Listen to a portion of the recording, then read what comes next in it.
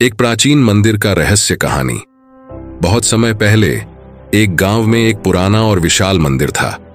लोगों का मानना था कि इस मंदिर में भगवान का विशेष आशीर्वाद है, लेकिन कोई भी अंदर जाने का साहस नहीं करता था, क्योंकि एक रहस्यमयी कथा प्रचलित थी।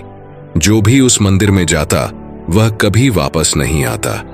एक दिन गांव में एक साधु का आगमन हुआ।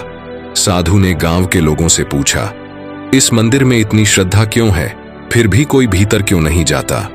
गांव के एक बुजुर्ग ने कहा, महात्मा जी, इस मंदिर के बारे में कहा जाता है कि वहां कोई अदृश्य शक्ति है। जो भी मंदिर में गया वह लौटकर नहीं आया। साधु ने मुस्कुराते हुए कहा, ईश्वर के भक्त को किसी भी शक्ति से डरने की आवश्यकता नहीं। मैं इस मंदिर के रहस्य को उजागर करूंगा। अगले दिन साधु ने गांव वालों की भीड़ के सामने मंदिर में प्रवेश किया। अंदर जाकर उसने देखा कि मंदिर के द्वार पर एक रहस्यमयी प्रतिमा रखी हुई है, जिसके पास एक अजीबोगरीब चमक थी। साधु ने ध्यान से प्रतिमा की ओर देखा और उसे लगा कि जैसे प्रतिमा से कोई आवाज आ रही हो। अचानक एक गूंजती हुई आवाज सुनाई दी, जो सच्चे दिल से इस मंदिर में ईश्वर के लिए आया है वही सुरक्षित रह सकता है। साधु ने आंखें बंद करके ईश्वर का ध्यान किया और कहा, भगवान, मुझे इस रहस्य का मार्गदर्शन करें। साधु को उस प्रतिमा के पास एक पुरानी किताब मिली।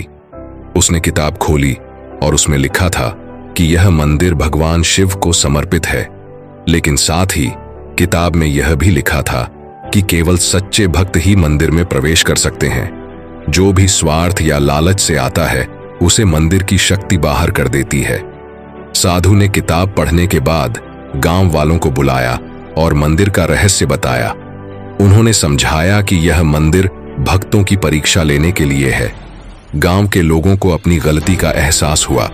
उन्होंने साधु के आशीर्वाद से भगवान की सच्ची भक्ति का संकल्प लिया और लालच को छोड़कर श्रद्धा और विश्वास के साथ मंदिर में जाने लगे।